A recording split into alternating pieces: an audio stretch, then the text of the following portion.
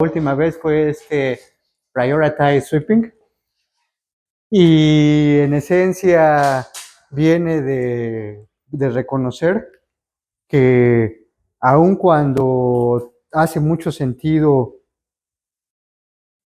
hacer la parte de planning, que consiste en volver digamos que reexperimentar las experiencias que hemos tenido a través de extraerlas de un modelo, también tiene sentido hacerlo de manera enfocada en las transiciones que han hecho que cambien las funciones de valor, porque esas son las que han proveído de información.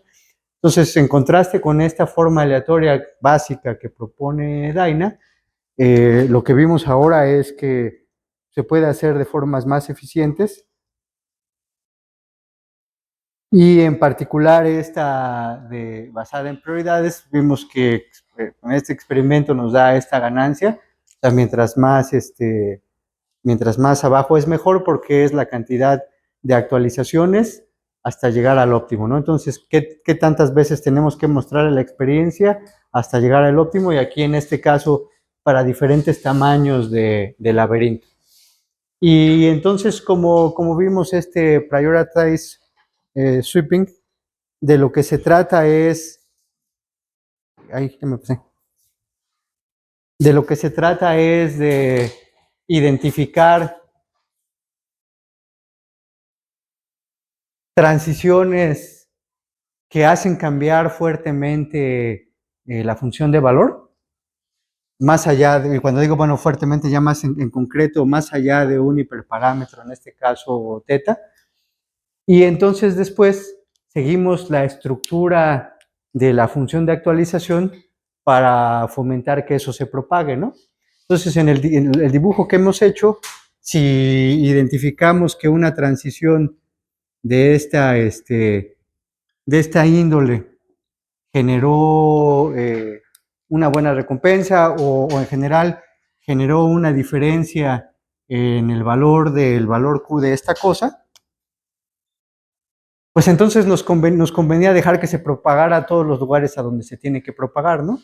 Y ahí es donde identificamos, ya déjenme nada más dibujarlo aquí esquemáticamente, que hacia acá hay un DAG de transiciones, que si seguimos mostrándole esas transiciones a mi función de actualización, va probablemente hacer que estos otros cambien, haciendo que se propague esta información, ¿no? Entonces, pues, estamos tomando como muestras los lugares donde es muy probable que haya un cambio en la función de valor, y por lo tanto que nos acerque hacia la convergencia más rápidamente, ¿no? Eso en contraste con el caso aleatorio completamente, en el caso aleatorio completamente, donde, por ejemplo, la primera vez donde nada más hay información del inmediato anterior al goal, si de todas maneras muestreamos las experiencias aquí, van a ser actualizaciones vanas, ¿no? O sea, la función de valor se va a quedar igual, porque aquí no se ha tenido información. Entonces, esa es la idea de esos barridos con prioridades. Y bueno, aquí fue esta propuesta concreta de utilizar esta cola de prioridades, donde ponemos primero al que la actualización haya sido más grande, ¿no? Donde esta cosa que se le llama TD error, o la diferencia provocada por la actualización de temporal difference, es grande. Entonces, dudas hasta aquí, por favor.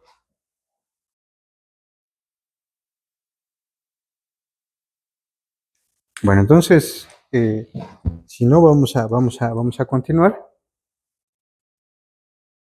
En esta otra diapositiva, nada más otra reflexión sobre los modelos aleatorios. ¿Cómo dijimos que se podía implementar la construcción del modelo para el caso aleatorio? ¿Qué dijimos? ¿Cómo lo propusimos? O sea, a diferencia del caso determinista, en el que nada más tenemos que sacar las transiciones y las metemos y ya vamos agarrando, en el modelo aleatorio no es suficiente, ¿no? Entonces, ¿qué dijimos que teníamos que hacer? ¿O qué podíamos hacer más bien? No es qué tenemos, sino qué podemos hacer.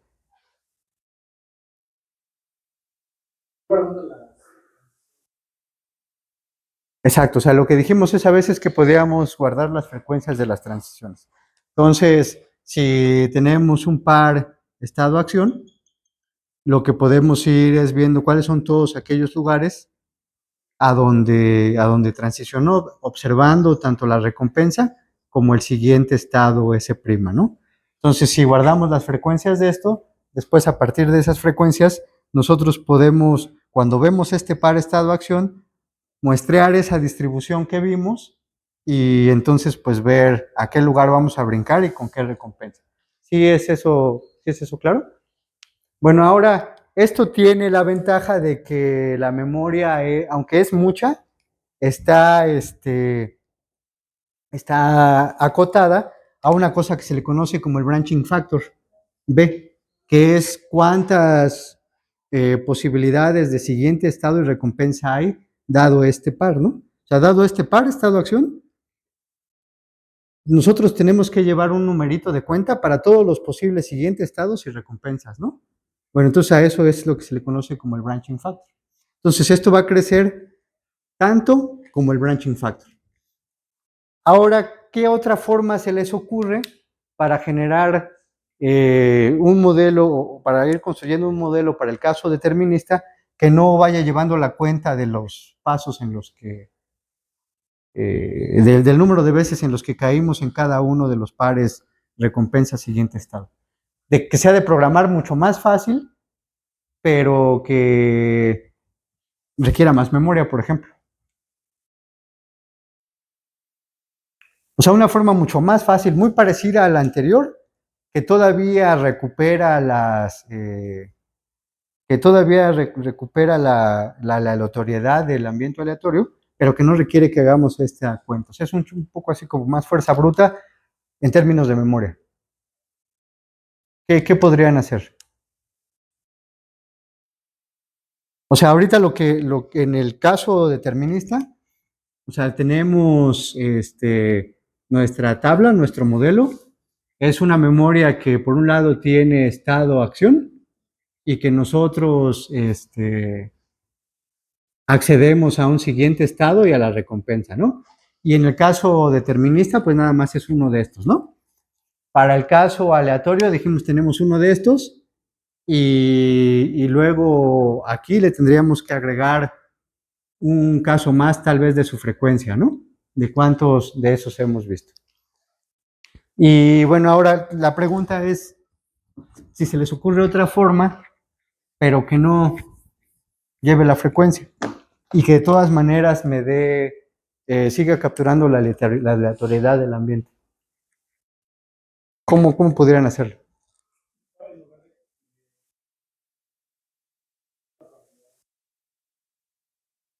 Pero no la tenemos, o sea, porque es model free. Bueno, la otra opción que es mucho más fácil es que si es meterlas todas. O sea, permitir, por ejemplo, de estas repetidas. O sea, yo lo veo y lo meto en mi memoria. Lo veo y lo meto en mi memoria. Lo veo y lo meto en mi memoria. Y luego si muestreo todo de manera uniforme, pues de todas maneras vamos a seguir respetando las distribuciones que al menos hemos percibido a partir de esas muestras, ¿no? O sea, si hay una que ha salido muchas veces y una otra poquita, pues esa va a tener en esa proporción más probabilidad de salir, ¿no? Entonces, si permitimos que aquí se repitan pares, estado, acción, recompensa, siguiente estado, y las muestramos uniformes, entonces también eso va a describir también que unas de esas transiciones son más probables que otras, ¿no? Sí, sí les hace sentido. Entonces eso de programar es mucho más fácil, pero aquí esta cosa se va a hacer, se podría hacer pues mucho más grande, ¿no? Dependiendo de qué tantas alternativas diferentes. Bueno, no, aquí no va el branching factor, ¿no? Dependiendo de cuántas transiciones veamos, pues esto podría crecer muchísimo más, ¿no? Entonces ahí se tendría que considerar tal vez tener las más recientes o algo así, ¿no? Pero bueno, pudiera ser esa, esa opción. Bueno, ahora, otro punto, otro elemento de diseño que vale la pena considerar, que también hemos hablado de él bastante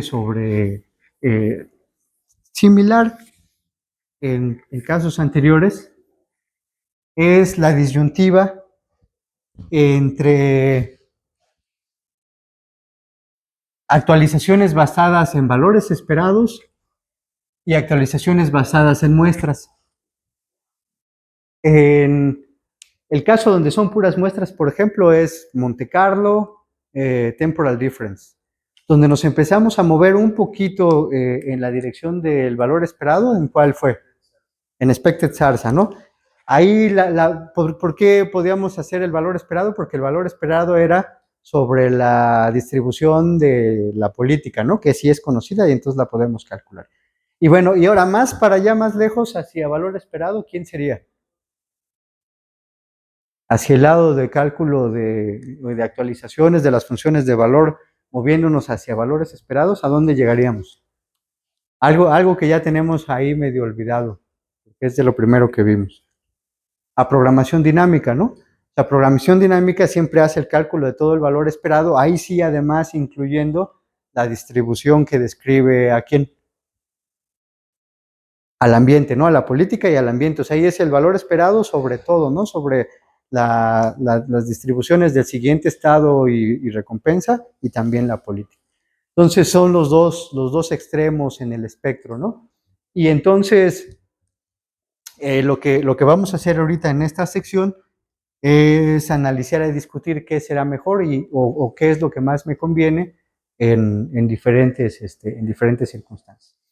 Entonces, lo primero que dice es que o que hay que recordar es que la forma de programación dinámica pues tiene la desventaja que requiere que conozcamos la distribución que describe al ambiente, ¿no? Entonces, si no, pues ni qué hacerle, ¿no? Pero bueno, si la tenemos, la ventaja es que esas actualizaciones pues tienen en esencia información pues perfecta, al menos para esa transición, y por lo tanto no están corrompidas por lo que se conoce como el sampling error, ¿no? Que es que como es un muestreo aleatorio, pues al principio no tenemos garantía de que esté lo suficientemente cerca del valor esperado que queremos muestrear, ¿no? La garantía viene hasta después de un chorrocientas de esas muestras, pero bueno, al principio todavía hay problema. Bueno, la otra cosa o el otro lado de la moneda es que estas actualizaciones de valor esperado generalmente requieren más cómputo, porque pues hay que calcular las esperanzas involucrando esas dos distribuciones, y las de basadas en muestras, pues nada más es una actualización de ese valorcito que queda, ¿no? Entonces, las de valor esperado típicamente son más costosas, las de muestras son menos costosas, pero bueno, la de valor esperado tiene más información. Y bueno, y esto ahorita lo vamos a estar discutiendo en el contexto del planning, o sea, en el que a través de la información que hemos recopilado en el modelo, hacemos actualizaciones para mejorar nuestra función de valor, ¿no? Entonces, nada más para acordarnos, recuerden que en este contexto nosotros tenemos posiblemente simultáneamente interacción con experiencias reales a través del ambiente y con experiencias que le hemos llamado simuladas o simuladas, que es a través de ¿quién? Del modelo, ¿no? O sea, ahorita estamos discutiendo esas dos cosas. O sea, hasta antes de este capítulo, toda nuestra experiencia era a través del ambiente, de interactuar con el ambiente. Y ahora introdujimos una forma extra de experiencia, pero es a través del modelo que hemos ido recopilando. O sea, como experiencia de segunda mano, ¿no? No la estamos viendo en el episodio tal cual, pero podemos extraer esas experiencias pasadas que hemos guardado en ese modelo, ¿sí? Entonces, ahorita lo que nos vamos a preguntar es qué convendrá más, si sobre ese modelo hacer actualizaciones más cerca de valor esperado o hacer actualizaciones de muestras, o sea, más actualizaciones más cercanas a programación dinámica o las actualizaciones que hemos visto desde que comenzamos con Monte Carlo, ¿no? Monte Carlo, Temporal Difference. Sí, es más o menos claro. Entonces, o sea, ahorita aquí es ver o discutir esa disyuntiva. Y bueno, ya en términos muy concretos, O nada más para acordarnos, la actualización de valor esperado de programación dinámica es esta, ¿no? Y entonces el cómputo o la complejidad de esta actualización, ¿en quién recae?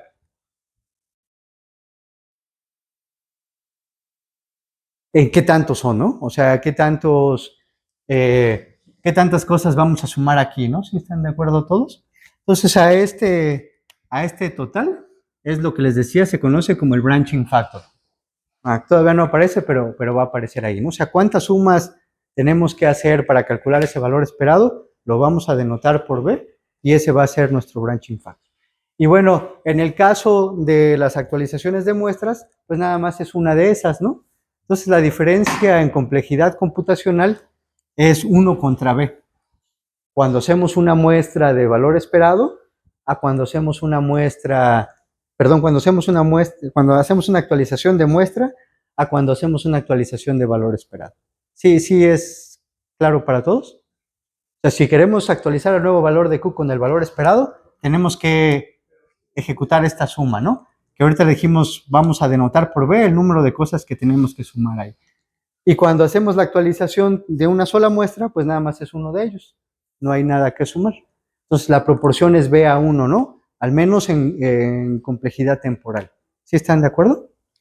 Ya sabemos que esto conviene porque esta información es mucho más precisa, esta es solo una muestra, pero entonces lo que vamos a intentar ver es si qué tanto vale la pena invertirle en ejecutar el valor esperado completo o seguirnos nada más con las muestras o en qué casos cuál es mejor que la otra, ¿no? ¿Sí, sí están de acuerdo? Ahora, pregunta a ustedes, ¿esta B de qué depende?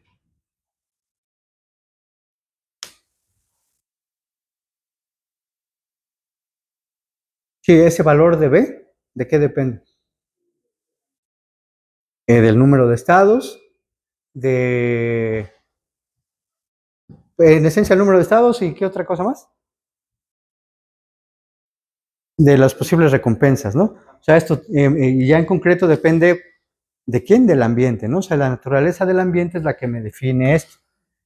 Para el caso determinista, ¿cómo se hace este? Es uno, entonces ya ahí serían iguales, ¿no? O sea, para el caso determinista, las actualizaciones de valor esperado es uno, ¿no? Porque toda la masa de probabilidad está concentrada en una sola cosa, ¿no? Entonces, dependiendo de la naturaleza, para el caso aleatorio, si es que tiene muchos estados, es que ese B puede cambiar para ser más grande o más pequeño, ¿no? Y bueno, eso puede hacer más costoso las actualizaciones de valor esperado con respecto a las de muestra, que siempre es uno. Sí, sí, es claro para todos.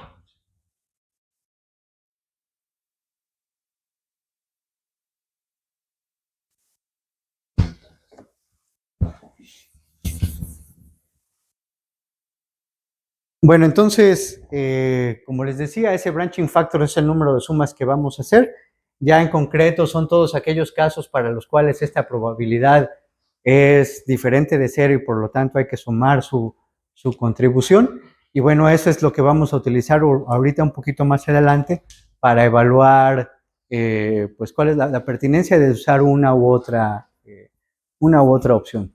En principio, lo que dice la diapositiva es que si también la naturaleza de mi aplicación es tal y mi plataforma de cómputo es tal que yo tengo tiempo de hacer actualizaciones de valor esperado, pues hagámosla, ¿no? O sea, si es factible en términos de cómputo y de la información que está ahí, pues la podemos hacer. Pero por otro lado, si el branching factor es muy grande o nuestra plataforma de cómputo está limitada, entonces tal vez sea mucho mejor hacer actualizaciones basadas en muestras. En la práctica, ¿qué creen que suceda? ¿Quién creen que sea más popular? De muestras, ¿no? Porque si el espacio de estados es de unas decenas de miles de millones, pues ya valió, ¿no? O sea, ya no se hace factible, ¿no? Entonces, ¿qué es lo que dice acá? O sea, generalmente, si el problema tiene un espacio de estados o de acciones o ambos grande, entonces digamos que es un indicio de que la forma de muestras es mejor.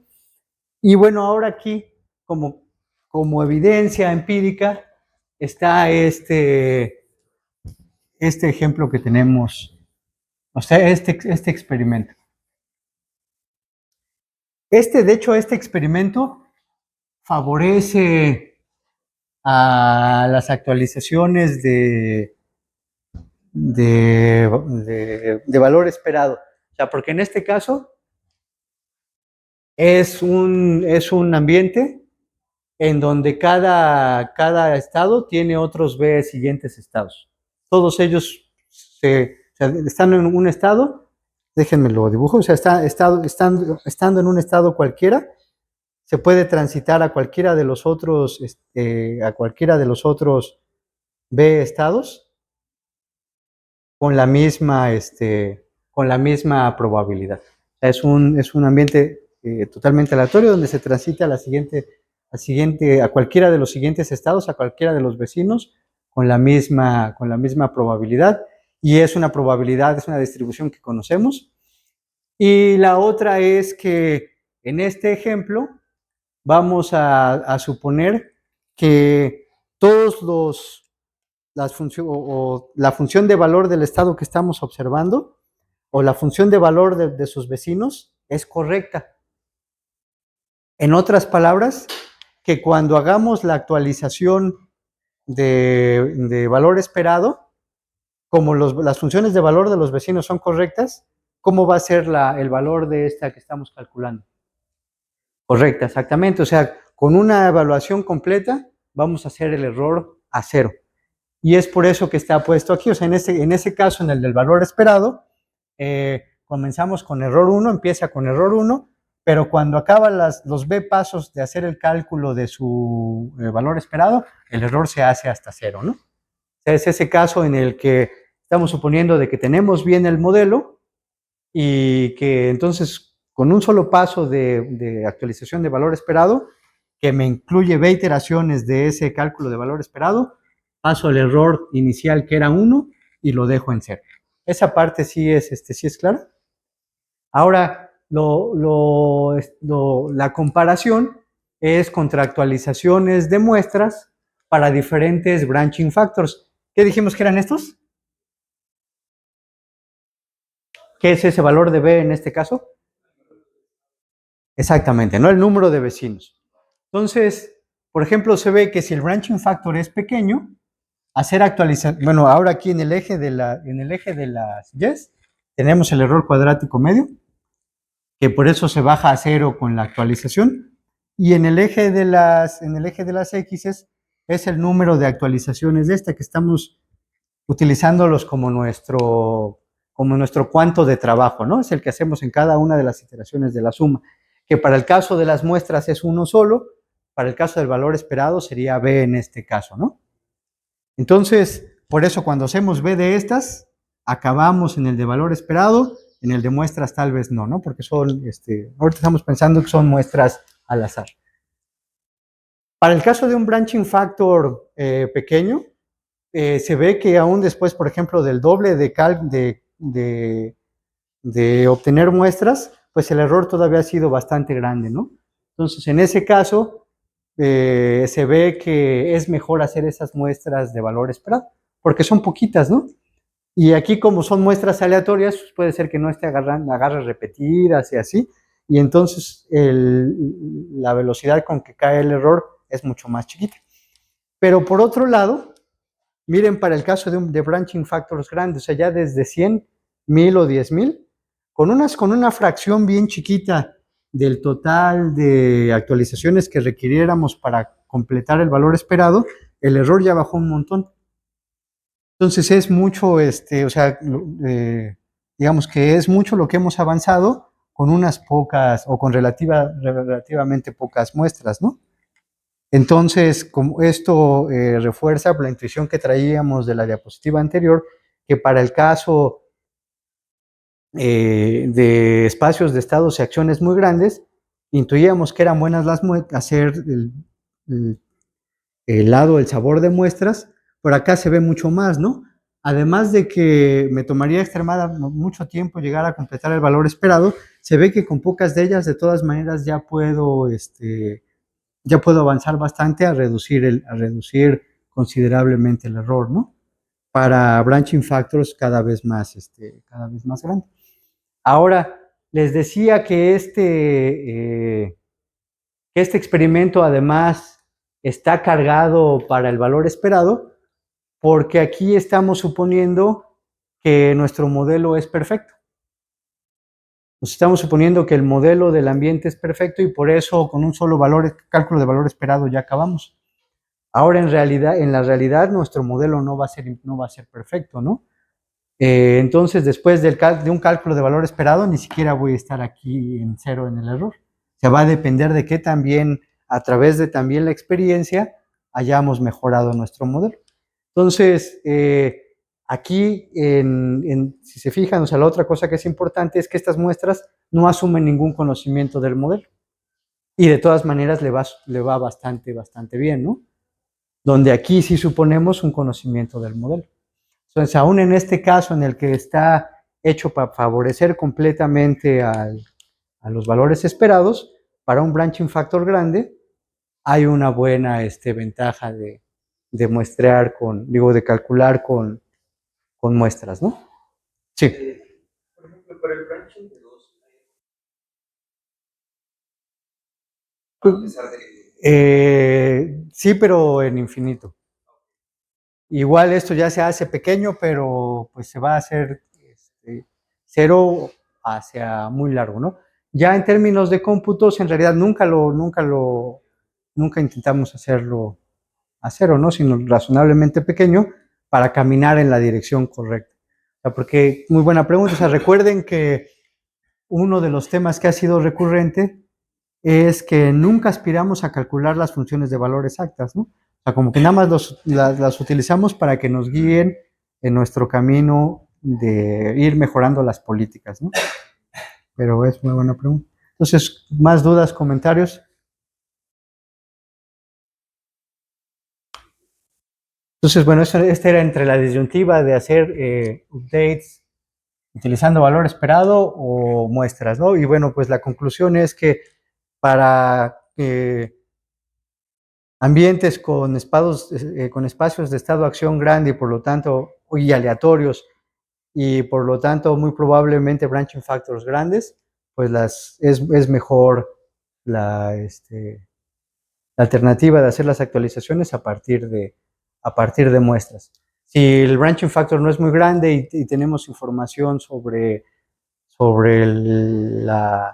las distribuciones que rigen al ambiente, pues sí podemos irnos al valor esperado, ¿no? Pero bueno, eso en general no ocurre, no es tan común en los escenarios, en los escenarios prácticos.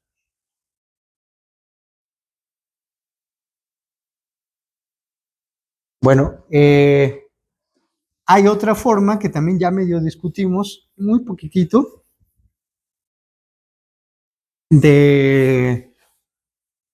o una alternativa para definir una distribución con la cual muestreamos la memoria. O sea, ahorita llevamos dos sabores, ¿no? La primera, ¿cuál fue? Al azar, ¿no? La de DynaQ.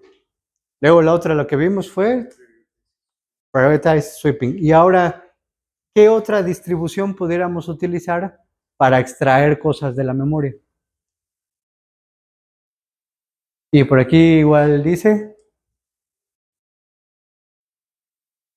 bueno, sí, ahí dice el nombre, pero ¿a qué le suena eso de Trajectory Sampling?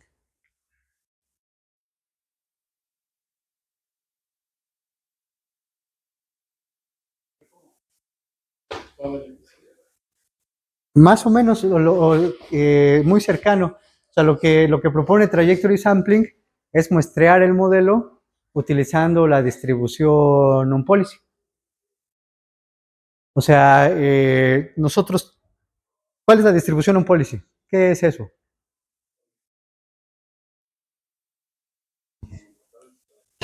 Exactamente. Entonces, en esencia es generar episodios utilizando nuestra política, pero son episodios extraídos del modelo. O sea, de las transiciones que hemos visto en el modelo, la acción que vamos a utilizar la vamos a traer ¿de dónde? Del modelo, pero de la política que estamos trabajando. Entonces, eso es a lo que se refiere trajectory sampling. O sea, ahora son trayectorias simuladas en el modelo. O sea, solamente van a salir transiciones que ya hayamos visto, pero las vamos a mostrar siguiendo o como si estuviéramos generando trayectorias pero a partir del modelo. Sí, estoy siendo lo suficientemente claro. O sea, en el caso normal, nosotros tenemos nuestro ambiente y vamos generando siguientes estados a partir de acciones que tomamos de nuestra política, ¿no? Y eso me genera una trayectoria. Pero esas trayectorias o todas esas transiciones me las da el modelo. Entonces, me las da el ambiente, ¿no? En el caso normal en el que hemos estado trabajando. Ahora la cosa es que el modelo es una cajita de transiciones, ¿no? O sea, aquí, como hemos visto, aquí están guardadas transiciones. Entonces, lo que hace Trajectory Sampling es que igual empezamos en un estado inicial. La acción que vamos a tomar, ¿cuál va a ser? La que diga la política, exactamente. Entonces, tengo mi par estado de acción de aquí, entonces ahora muestreo en el modelo, no en el ambiente, cuáles son los siguientes estados y recompensas de este par. Y ya él me va a decir alguno, ¿no? Ese fue este siguiente estado, fue este S' y obtuviste esta recompensa. Ya, ¿no? Entonces ahora, esta otra acción, ¿cómo la escojo? Siguiendo la política, ¿no? Entonces ahora, ya la tengo, vengo, la busco acá, en la cajita, ¿no? La diferencia es que no se la muestro al ambiente, sino que la extraigo ¿de dónde? Del modelo, ¿no? O sea, entonces nada más estamos viendo formas de sacarle experiencia al modelo. Entonces, también puede ser confuso porque ya una vez que sale es exactamente lo mismo, ¿no? Porque se la mostramos a nuestra actualización de Q-Learning, por ejemplo, ¿no? Entonces aquí el énfasis es en que así como antes generábamos trayectorias interactuando con el ambiente, ahora aquí en Trajectory Sampling generamos trayectorias, pero el siguiente estado, S' y la recompensa, la sacamos de cosas que hemos visto en el modelo.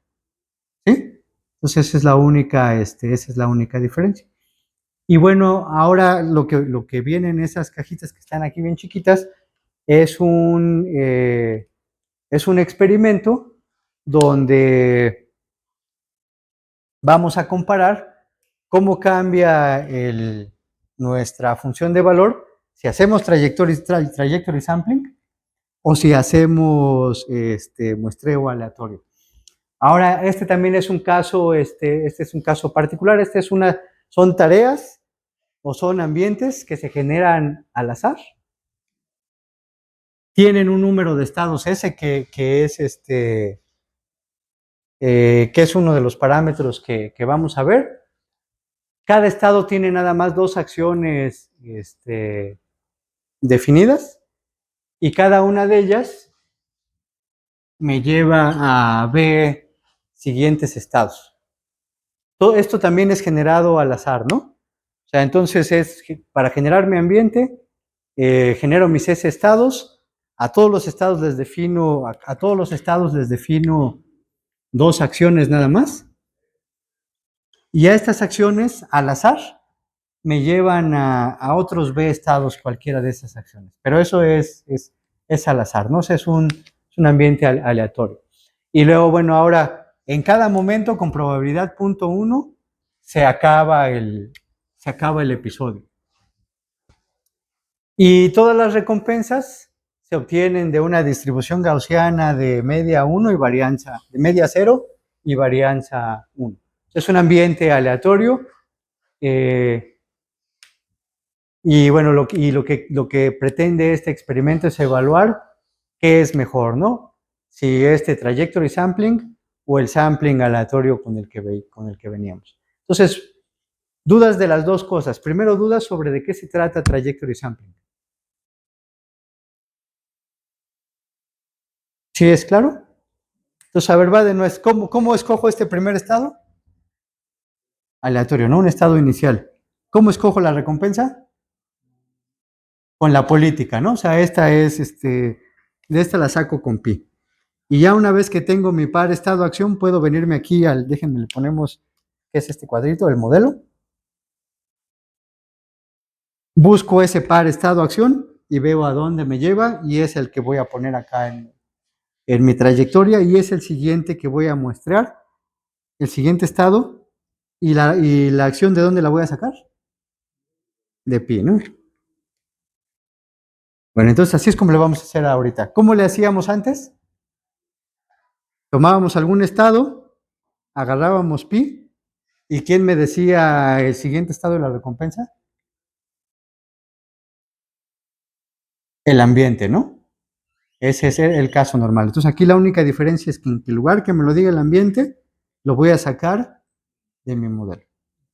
Y esto lo vamos a comparar para el caso aleatorio en el que de todos los pares estado-acción, los muestreo al azar y veo un siguiente estado y una recompensa. Pero esto es completamente al azar. Entonces, siguiendo la distribución on-policy, ¿no? Y esto y la alternativa de DynaQ era totalmente ¿a quién? Totalmente al azar, ¿no? Sí es claro uno y otro caso. Bueno, ahora, ¿qué es lo que estamos evaluando? Como les decía, la parte de planning, ¿no? Porque esta actualización es la que estamos usando para metérsela a la función de actualización de Q e ir mejorando nuestra función de valor, ¿no? ¿Sí? Y bueno, entonces, aquí ya se ven los resultados. ¿Qué esperarían? ¿Qué creen que vamos a encontrar? Este trajectory sampling, ¿para qué lo estamos haciendo? ¿Qué estamos buscando mejorarle sobre el muestreo homogéneo? Que en el que sí puede ser recompensa acumulada, pero es buen punto, porque hay que enfatizarlo. Para el caso de planning, lo único que estamos haciendo es actualizando Q. O sea, siempre hacemos recompensa acumulada porque es recompensa y lo corregimos con el estimado del siguiente estado, ¿no? O sea, siguen si cada uno individual, son muestras de recompensa acumulada, que lo hacemos en este caso completando la recompensa acumulada con el estimado actual, ¿no? Pero bueno, es correcto. ¿Qué otra cosa? Cuando nos movimos de aleatorio a prioritize sweeping, ¿por qué lo hicimos? ¿Qué estábamos buscando? Enfocarnos en transiciones que nos daban buena información, ¿no? Y que por lo tanto que me iban a empujar a la función de valor, a la dirección correcta más rápidamente. Si se fijan aquí también es una especie de hacer focusing. O sea, también nos estamos enfocando en unas transiciones en particular. ¿Cuáles transiciones? Las que son probables, dada a quién, dada la política actual, ¿no? Entonces esa es la intuición de este trajectory sampling, donde ahora vamos a favorecer transiciones que son probables dada la política. Bueno, ahora entonces, dado eso, bueno, vamos a ver con qué nos encontramos.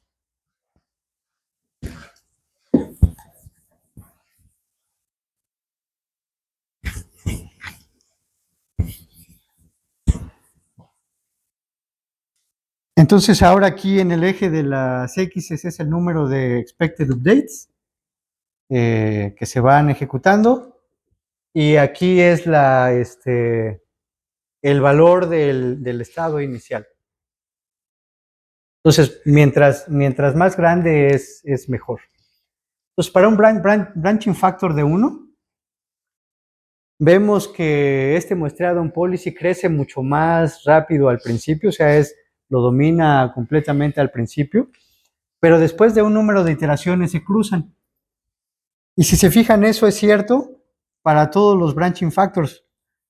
Lo que cambia es que conforme va creciendo el branching factor, ese cruce es antes. O sea, siempre al principio es mejor on policy pero luego después termina dominando ese muestreo uniforme.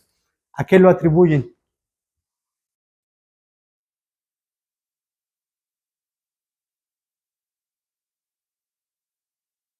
Exactamente, esa es la respuesta.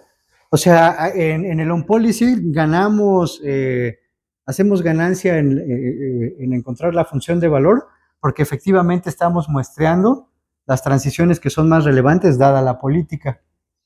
Pero después de un cierto número de transiciones, perdón, de un número de actualizaciones, es probable que ya estamos actualizando redundante. O sea que de hecho ya convergimos al valor correcto de la función de valor de esos estados, y hay otros que van a salir poco probablemente, pero que hemos actualizado poco y que tenemos malos estimados, ¿no? Por ese focusing que estamos haciendo nada más en las transiciones on policy. Es por eso que la uniforme, como siempre está muestreando todos lados, tal vez más lentamente, pero me lleva a tener mejores actualizaciones de todos los estados, y por eso siempre termina, termina dominando. Entonces, el problema de hacer un policy es que sí es cierto, o sea, al principio vamos a tener actualizaciones que me mejoran mi función de valor, o sea, me mejoran el estimado de la función de valor, pero que después, al hacer focusing sobre las transiciones on policy, va a dejar fuera unas que ya no vamos o que muy lentamente vamos a irnos moviendo a su valor verdadero, haciendo muchas actualizaciones de cosas en donde probablemente ya se convergió. ¿Sí les hace sentido? El homogéneo, como ve por todos lados, pues es bueno con todos, y por eso termina, termina superando a la on-policy. Y bueno, este es para 1000 estados, y miren, por ejemplo, este es el caso para 10,000. O sea, aún para algo muy grande. Entonces, al principio igual un policy muy rápidamente tiene un buen estimado del valor, pero después eventualmente, bueno, aquí ya cerca de las 200,000, la uniforme lo toca, y de hecho también se ve el cruce, o sea, se sigue manteniendo este patrón que estamos identificando. Entonces, trajectory sampling es bueno, pero a la larga tiene ese costo, ¿no? De que al hacer concentración o focusing de las transiciones son policy, va a haber lugares que no va a visitar. Y digamos que aquí al principio todas estas eran muy buenas porque me daban muy buena información, pero ya a partir de este punto, ¿qué dijimos que podemos identificar? Que esas son muy buenas porque son las on policy, pero probablemente aquí ya convergimos. Entonces, esas transiciones ahora ya que estamos metiéndole a nuestra función de actualización, ya no nos dan información extra porque ya convergimos en esos pares. Por otro lado, el uniforme, como sigue haciendo actualizaciones por todos lados, me permite seguir haciendo progreso más allá de lo que me da la distribución on policy. ¿Sí les hace sentido? ¿Seguros? ¿Dudas, por favor? Bueno, si no, aquí hay un pequeño resumen de esto que estamos diciendo. Entonces, trajectory sampling, seguir la distribución on policy me sirve en el corto plazo porque me ayuda a hacer focusing. Pero en el largo plazo me puede perjudicar porque es probable que ya haya convergido a esos pares que son los que la distribución on policy favorece, ¿no? Pero bueno, después es difícil. Ahora, habiendo dicho eso, para el caso de problemas muy grandes, siempre vamos a tener que hacer una forma de focusing. O sea, siempre vamos a tener que favorecer a las partes de nuestro espacio de estados y acciones que son de alguna manera las más relevantes. Y entonces, aunque haya estados para los cuales tenemos estimados de la función de valor malos, pues no van a ser tan impactantes o tan relevantes porque son cosas que no van a salir con la política de control que estamos utilizando. Entonces, digamos que lo que vamos a tener que sacrificar es que en esas cosas que no aparecen o que aparecen con muy poca probabilidad, tal vez ahí nuestra política de control va a ser mala, pero en los estados que aparecen con más probabilidad, nuestra política de control va a ser más cercana hacia el óptimo. Entonces, digamos que también es un criterio que tenemos que utilizar y saber que conforme el espacio crece, hay sacrificios que hay que hacer, ¿no? ¿Sí, sí les hace sentido a todos? Sí. Puede ser un ejemplo Cualquier cosa con muchos estados, o sea, eh, los juegos de Atari, o sea, cualquier cosa con muchos estados ya cae en el caso de que vale la pena hacer un enfocado, por ejemplo, tipo on policy. De hecho, en la práctica es mucho más común encontrar espacios de estado de acción grandes que pequeños, ¿no? Los estados de acción pequeños generalmente son ejercicios de juguete que utilizamos para aprender, para probar. ¿Mande? Para aprender el área, ¿no? Bueno, que eso no quiere decir que en la práctica también aparecen los pequeños, y sí, pues es una buena noticia, ¿no? Porque podemos usar casi cualquier cosa. Bueno, en esta misma temática surge una cosa que se llama Real-Time Dynamic Programming. Cuando vimos originalmente programación dinámica, la vimos en términos de unas cosas que se llaman sweeps o barridas de todo el espacio de estados, ¿no? O sea, hacíamos una barrida con nuestra función de actualización, esta que está aquí, sobre todos los estados, ¿no? O sea, si se acuerdan, esta era nuestra función de actualización en programación dinámica, y eso lo hacíamos para todos los estados S. Y ya que acabábamos todos los estados, empezábamos todos los demás. Y luego empezábamos todos los demás, y empezábamos todos los demás, y lo hacíamos así como que por barridas. Esa es la variante que vimos de básica de programación dinámica. Bueno, ahora, en este caso de Real-Time Dynamic Programming, la idea es que las actualizaciones también se pueden hacer a partir de trayectorias que vamos simulando. O sea, hacemos programación dinámica, pero no lo hacemos en barridas completas de los estados. Lo hacemos conforme a los estados que vamos viendo en episodios, ya sea en episodios que vamos simulando o que vamos experimentando del ambiente. Lo interesante de esto es que en las condiciones correctas, esto también puede converger a políticas óptimas. Se puede demostrar que esta forma de hacer programación dinámica también converge a políticas óptimas. Déjenme hacer una pausa. Hasta ahorita, ¿qué entendieron de qué se trata de programación dinámica de tiempo real?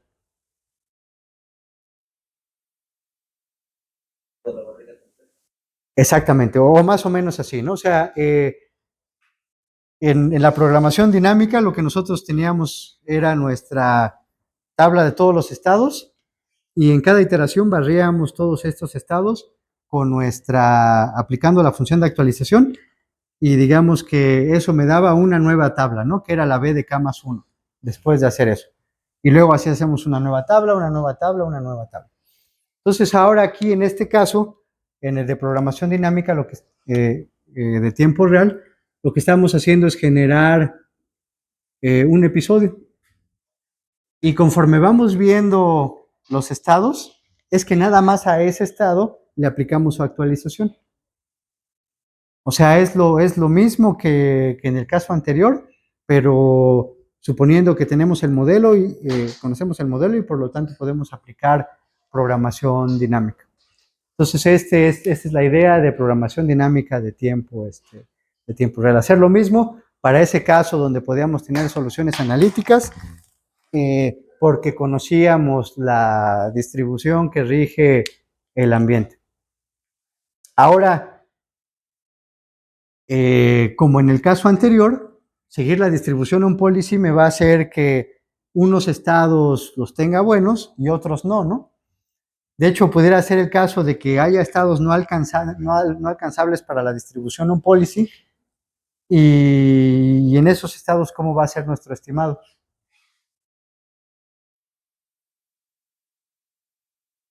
Muy malo, ¿no? Podría ser el estado inicial. Bueno, entonces ahora, si esas políticas a las que encontramos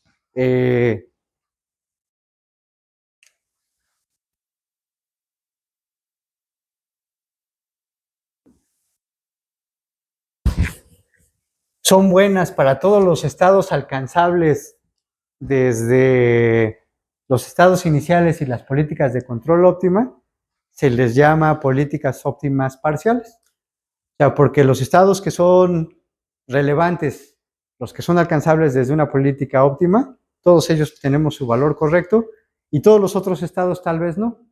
Pero en ese caso no hay daño, ¿no? Porque son, en esta discusión, estamos suponiendo que son estados que no son alcanzables desde la política óptima. Entonces, pues, ¿para qué queremos llegar a ellos, no? Entonces, es lo que intenta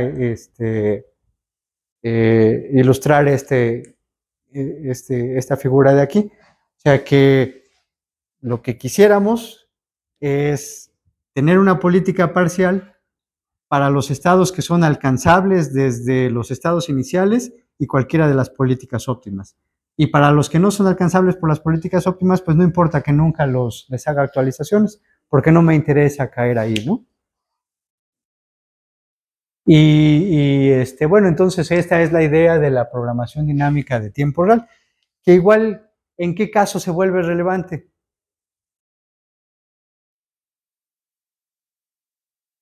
Exactamente, muchos estados, ¿no? O sea, son todas estas formas de intentar empujar la tratabilidad de las técnicas que ya teníamos. Entonces, aquí nada más es enfatizar en que no es necesario hacer estas barridas completas, sino que podamos seguir la política on policy y sobre esa hacer nuestras actualizaciones, ¿no?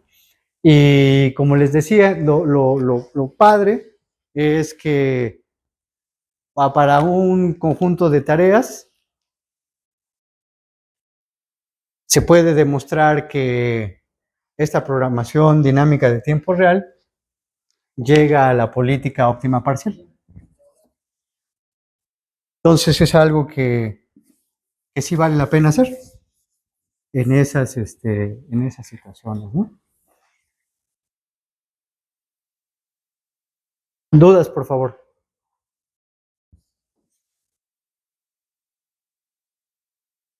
Si se fijan, también nos estamos como que preparando psicológicamente para ahora que brinquemos a los casos aproximados. Estamos diciendo que va a haber muchas situaciones en que no va a haber forma de que tengamos funciones de valor o políticas que sean buenas para todos los estados del espacio, ¿no? Por lo grande que son.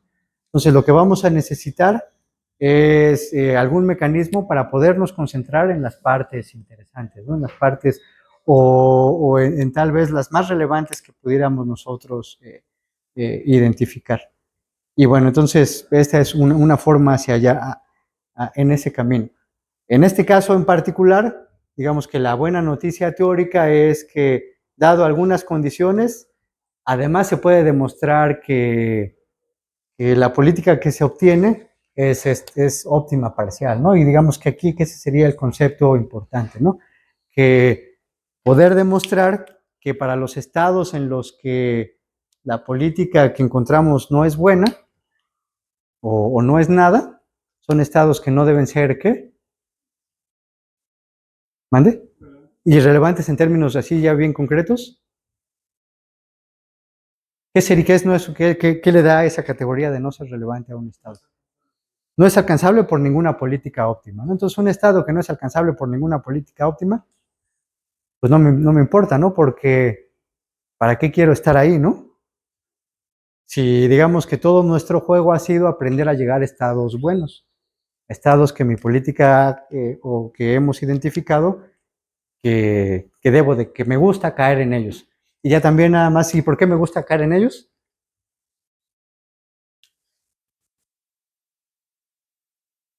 ¿Y por qué están en una política óptima?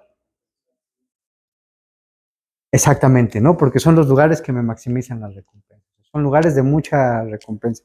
Recuerden que estas son así como nihilistas, ¿no? O sea, siempre están intentando maximizar su placer, ¿no? Entonces, ¿para qué quiero llegar a situaciones que no me dan placer, ¿no? Pues, no. Pero bueno, entonces, programación dinámica se puede hacer siguiendo la distribución on policy y aún en ese caso me puede dar estas políticas óptimas parciales. Bueno, entonces ahora ya casi acabamos. Vamos a pasar a la última forma en la que se hace planning. Y de hecho esta forma de planning es muy poderosa y popular.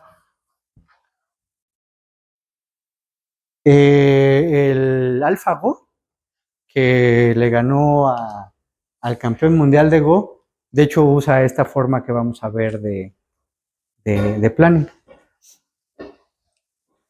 Bueno, hasta ahorita todo lo que hemos visto se conoce como background planning.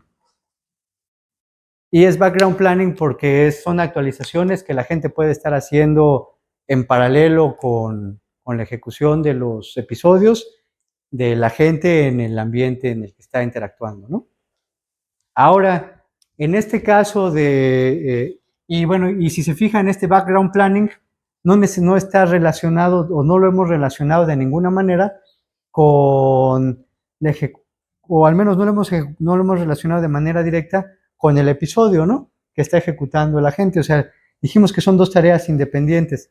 En el background planning estamos sacando transiciones para ir mejorando nuestros valores Q, pero no estamos observando el actuar de la gente que está interactuando con el ambiente en ese momento, ¿no? Lo hemos visto independientes de esa manera. No son independientes totalmente porque al actualizar los valores Q con el planning, también estamos modificando la forma en que la gente va a interactuar con el ambiente, pero nada más hasta ahí, ¿no? Ahora, en este caso del Decision Time Planning, el fundamento es el siguiente, y pues hace mucho sentido. Estoy parado en este estado. En la ejecución de mi agente o en la interacción de la gente con el ambiente. ¿Dónde me conviene hacer planning? O en otras palabras, ¿dónde me conviene mejorar mis estimados de funciones de valor y por lo tanto mejorar mis políticas de control? Aquí, ¿no? ¿Dónde es donde más me conviene tener una política chida si estoy parado aquí? Pues aquí. O sea, si estoy en la disyuntiva de qué acción tomar, en lugar de estar ahí, el background planning, reflexionando acerca de todo lo que le ha pasado en la vida, y un día que se comió unos tacos y me hicieron daño, etcétera, él aquí lo que está pensando y lo que está intentando mejorar es la acción que va a tomar la acción que va a tomar en este momento. Entonces, esa es, digamos que, la intuición detrás de Decision Time Planning. En el caso de Go, como es un espacio de estados inmenso, astronómicamente grande, ¿dónde me conviene enfocarme? Pues en la jugada que voy a tomar. Más aún, si mi agente tiene, no sé, un minuto para tomar acción, pues ese minuto de cómputo lo puedo poner aquí. Y esa es, digamos, que la idea del Decision Time Planning. Ahora,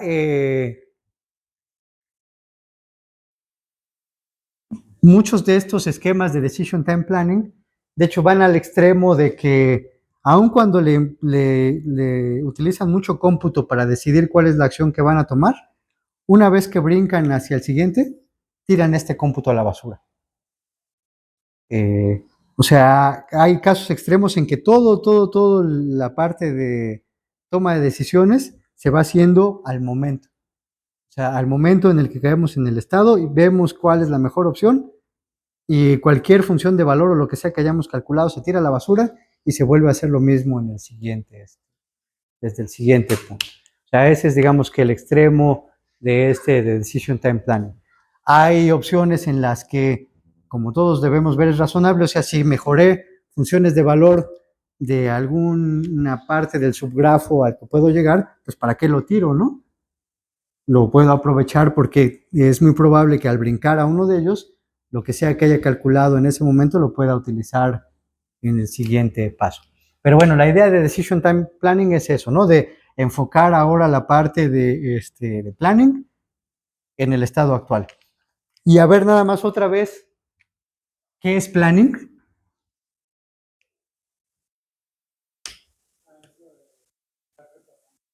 Exactamente, o sea, planning es sacar transiciones y metérsela a nuestra función que actualiza el valor Q. O sea, eso es planning, ¿no? Es sacar una transición de nuestro modelo y meterse a las funciones de valores Q para tener un mejor estimado. Entonces aquí lo único que dice, las transiciones que me gustan son las que están relacionadas con la toma de decisiones que voy a hacer en ese momento.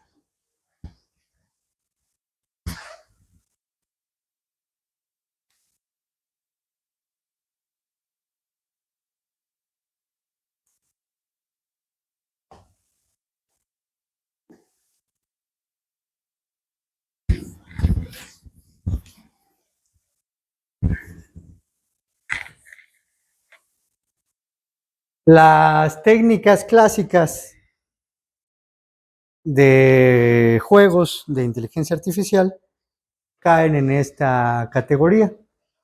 Lo que hacen, y se les conoce como búsquedas heurísticas, lo que hacen es, a partir del estado actual, generan un árbol típicamente pues bastante grande de alternativas, y entonces a partir de los lugares a donde se puede llegar, es que deciden qué poner. Ahora, uno de los aspectos importantes de esas búsquedas heurísticas es que, digamos, que estas posiciones de nuestro juego, los estados, eran evaluados bajo una función definida por gente. O sea, un experto evaluaba las posiciones y entonces aquí les asigna valor dado porque encuentran patrones, por ejemplo, en ajedrez, si se ha tomado el centro, si tienes pin down unas piezas, el número de piezas extra, ya dependiendo de la cosa esa, hay funciones de evaluación de las posiciones y entonces a partir de esas evaluaciones, pues ya se puede decidir qué hacer, ¿no? Por ejemplo, el famoso min-max, que ¿quién ha oído qué hace ese?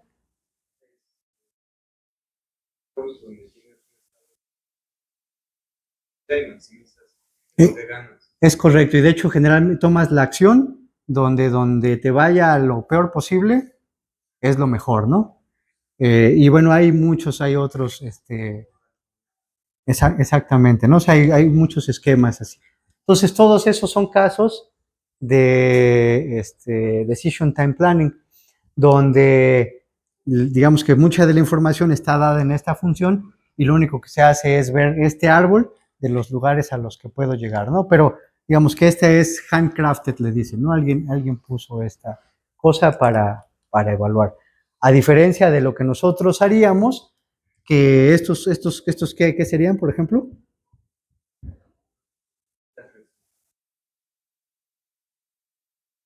Exactamente, las funciones de valor, ¿no? O sea, nosotros en Reinforcement Learning tenemos una idea sistemática a partir de las recompensas de qué tan buenos son estos lugares a los que puedo llegar a partir de nuestros estimados de las funciones de valor o de valor de estado o de valor de estado-acción, ¿no? ¿Sí? Entonces, y bueno, el éxito de estas búsquedas heurísticas se da a que concentran todo el cómputo en la decisión que hay que tomar, ¿no? O sea, porque es algo que tiene sentido, ¿no? Si es la decisión que voy a tomar, entonces hago el cálculo que tenga que hacer para decidir bien. Por ejemplo, aquí hacer el árbol más grande siempre es mejor, porque me da información más detallada y precisa de todas las opciones, y entonces ya puedo tomar yo la que voy a hacer. Ahora,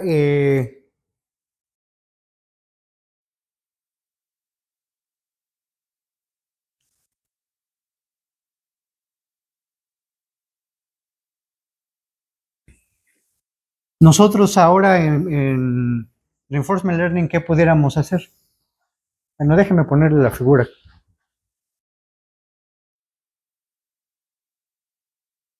¿Qué podríamos hacer, por ejemplo, como con esta discusión que ya llevamos de estas búsquedas heurísticas? Imagínense que estamos parados aquí, ¿no? Este es el estado en el que vamos a decidir qué acción tomar. ¿Qué podríamos hacer?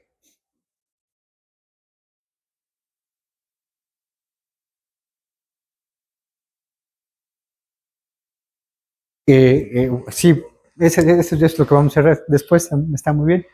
O sea, a fin de cuentas, si estamos parados aquí, nos interesa ver qué es lo que va a pasar hacia el futuro, ¿no? Entonces podríamos, por ejemplo, ejecutar una especie de búsqueda por profundidad. O sea, de decir, estoy parado en este estado, veo acción y veo cuáles son los estados a los que puedo llegar, ¿no? Bueno, de hecho, en búsqueda por profundidad vendría, tomo la acción, veo a qué estados me lleva, acción y veo a qué estados me lleva hasta cierta profundidad, ¿sí? Y bueno, haciendo eso, puedo generar un árbol de búsqueda a profundidad de cuáles son los siguientes estados alcanzables en mi modelo del estado actual. Y bueno, imagínense que ya tenemos ese árbol de búsqueda por profundidad. ¿Qué podríamos hacer en este esquema de planning que hemos venido discutiendo? ¿Qué me convendría hacer?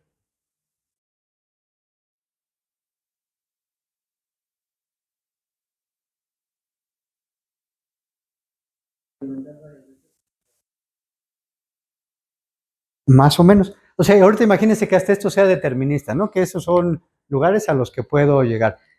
Que sí, en el caso aleatorio, pues experimentar varias veces para ver. Pero ahorita en el caso determinista, imagínense que hicimos una búsqueda por profundidad y estos son los lugares a donde yo tengo acceso.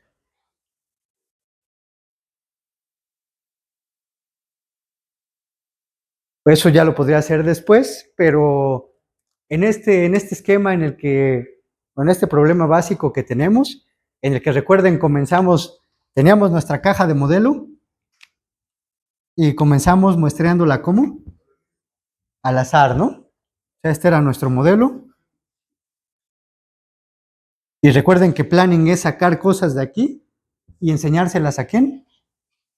A la ecuación de actualización del valor Q. Comenzamos sacándolas aleatorio. Luego las hicimos el prioritize sweeping. Luego, ¿qué más hicimos? On policy, ¿no? Luego le hicimos on policy. ¿Aquí qué harían?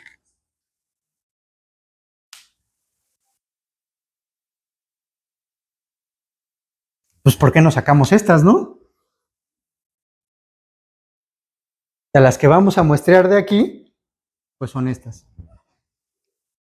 Y de hecho, hasta las podemos ir muestreando on policy para que actualicemos esto y luego a partir de esa actualización muestramos esto para que se actualice acá, muestramos esto, muestramos aquí para que se actualice acá y entonces la actualización se va a propagar hasta los valores Q que va a tener el acá.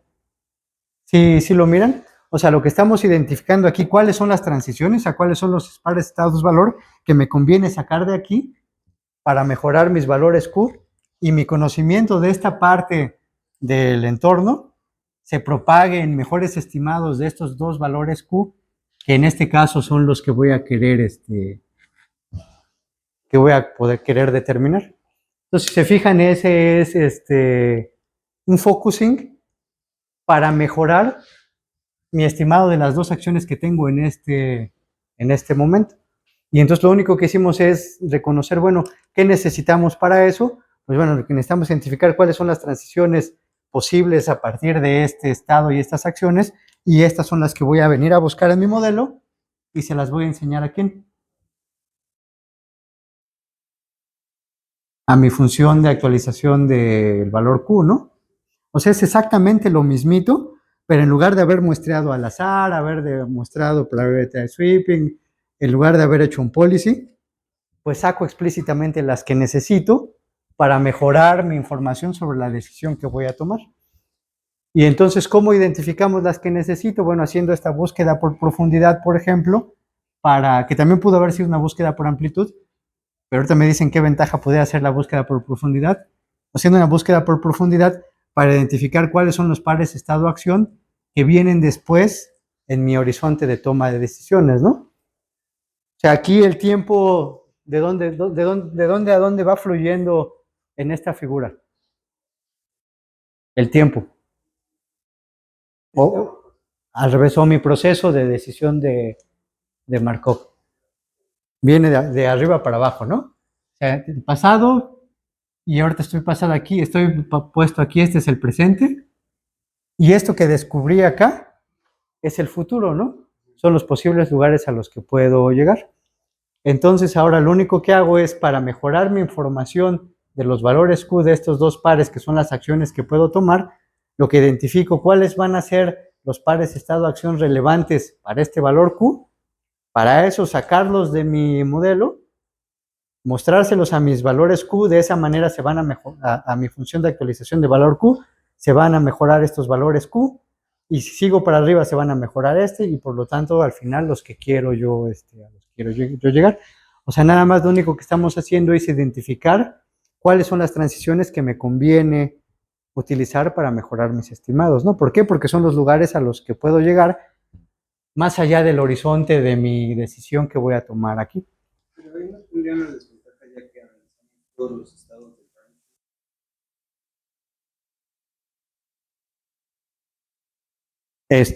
Sí, o sea,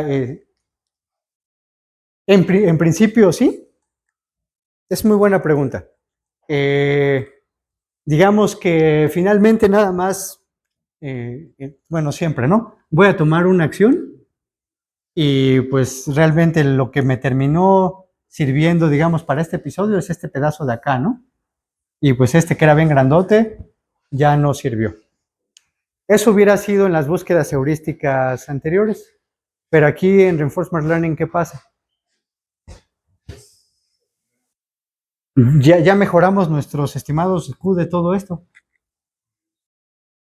Que en el caso inicial, en el caso de DynaQ, de todas maneras estamos muestreando en todos lados. O sea, estamos muestreando aquí, acá, pero también acá, o hasta por acá, ¿no? O sea, comenzamos con un muestreo de nuestro modelo al azar, de cualquier par estado-acción que se haya visto, ¿no? Aquí lo que estamos haciendo es decir, bueno, lo que me conviene es mejorar mis estimados de esta región. Y para esta acción, pues nada más me tomó, tal vez me voy a venir para acá, pero puedo haber sido que después, en el tiempo, alguien llega por otro lado, ¿no? Y esto ya está mejorado. O sea, aquí lo que estamos haciendo es un focusing de nuestro planning. Ahora, ¿en cuál es la región más interesante? Pues la que me define o lo que me da la información para tomar la acción, la decisión actual, ¿no? Para tomar la acción actual. Entonces, esa es toda la cosa. O sea, a final de cuentas, esto acaba aquí porque de aquí estamos agarrando su valor Q, ¿no? Al final de cuentas, lo que estamos haciendo es sus valores, los valores Q de todos lados, y lo único que estamos buscando es que a través de las actualizaciones de aquí, mejorar nuestro estimado de valor Q para tomar la decisión de acá, ¿no? Y bueno, y en ese mismo orden de ideas, pues aquí también ya mejoré este pedazo, ¿no? Ya me ayudó, ¿no? Para, tal vez ahora lo que debiera hacer es aumentar mi árbol de búsqueda, ¿sí? Ahora, dijimos que esto puede hacerse con búsqueda por profundidad o búsqueda por amplitud, pero de hecho se implementa con búsqueda por profundidad. ¿Por qué creen?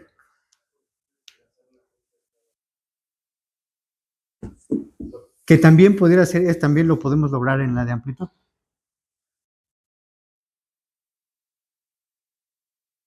¿Qué ventaja extra me da hacer la búsqueda por profundidad?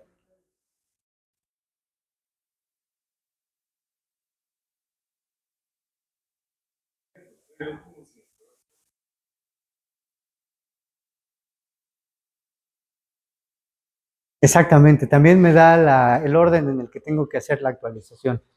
Exactamente, o sea, porque vengo, reviso cuando regresa, ahí ejecuto la actualización. Vengo y hago acá, regreso, ejecuto la actualización, para regresar ejecuto la actualización. O sea, la búsqueda por profundidad me da el orden en el que ejecuto las actualizaciones para recopilar toda la información hacia donde la quiero. Y el mismo algoritmo de búsqueda por profundidad ya me da ese ordenamiento. Entonces, es la ventaja muy... ¿Sí, sí les hace sentido a todos? Muy bien. Entonces, esta es una forma que hace mucho sentido de hacer planning en este esquema nuestro de aprendizaje por refuerzo, que se parece, bastante a esas búsquedas heurísticas de inteligencia artificial tradicional para juegos. Entonces, dudas, por favor. ¿Mande? Lo actualicé tal vez. ¿Y cómo se decide la frontera? Ese es un muy buen punto. ¿Cómo la frontera o la profundidad, no? ¿Cómo la definirían? ¿De qué dependerá?